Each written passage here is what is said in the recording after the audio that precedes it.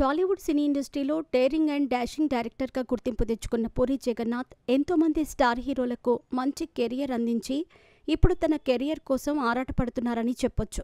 ఒకప్పుడు ఈయన దర్శకత్వంలో సినిమాలు చేసి స్టార్ స్టేటస్ని అందుకున్న ఎంతోమంది హీరోలు ప్రస్తుతం పూరి జగన్నాథ్ కష్టాల్లో ఉంటే మేము మీకోసం సినిమాలు చేస్తాము అని వచ్చిన వాళ్ళు ఎవరూ లేరని పూరి జగన్నాథ్ అభిమానులు కూడా నిరాశ వ్యక్తం చేస్తున్నారు. అయినా సరే ఎవరి సహాయం లేకుండా తనను తాను మళ్లీ ప్రూవ్ చేసుకోవటానికి ప్రయత్నాలు చేస్తున్నారు. ఇక అలాంటి ఈయన ప్రముఖ నటి చార్మి కౌర్తో కలిసి పూరి కనెక్ట్స్ అనే నిర్మాణ సంస్థను స్థాపించి పలు చిత్రాలు నిర్మిస్తున్నారు. ముఖ్యంగా ఈ బ్యానర్పై విజయ్ దేవరకొండతో లైగర్ సినిమా చేసి భారీ నష్టాన్ని చవిచూసిన సంగతి తెలిసిందే. ఇక పూరి జగన్నాథ్ వ్యక్తిగత జీవితం విషయానికొస్తే పూరి జగన్నాథ్ లావణ్యను ప్రేమించి మరీ పెళ్లి చేసుకున్నారు.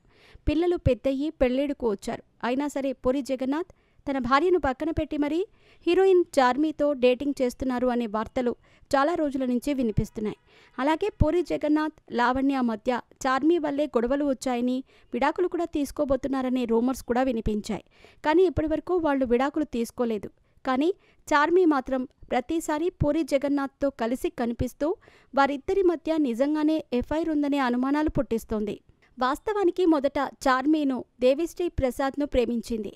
కానీ చార్మీ ఎప్పుడైతే పూరి జగన్నాథ్తో తిరగటం మొదలుపెట్టిందో అప్పటి నుండి దేవిశ్రీ ప్రసాద్ ఈమెకు దూరమైనట్టు సమాచారం. అటు ఈమె వల్లే దేవిశ్రీ ప్రసాద్ కూడా పెళ్లి చేసుకోవటం లేదనే వార్తలు వినిపిస్తున్నాయి. అయితే ఇంతలా క్లోజ్గా ఉన్న వీరిద్దరి మధ్య ఇప్పుడు సడన్గా గొడవలొచ్చాయని సమాచారం. అసలు విషయంలోకి వెడితే పూరి జగన్నాథ్ వరుస ఫ్లాప్లతో ఇబ్బంది పడుతున్నారు. ఈ నేపథ్యంలోనే ఒక 4 కథలను సిద్ధం చేసుకుని స్టార్ హీరోలతో సినిమాలు చేయటానికి సిద్ధమయ్యారు. అయితే పూరి జగన్నాథ్ సన్నిహితులు మాత్రం నువ్వు నీ నెక్స్ట్ సినిమా హిట్ కొట్టాలంటే అనవసరమైనవన్నీ వదిలిపెట్టాలని, డైరెక్షన్, కథ, స్క్రిప్ట్ మీదే దృష్టి సారించాలని చెప్పారట.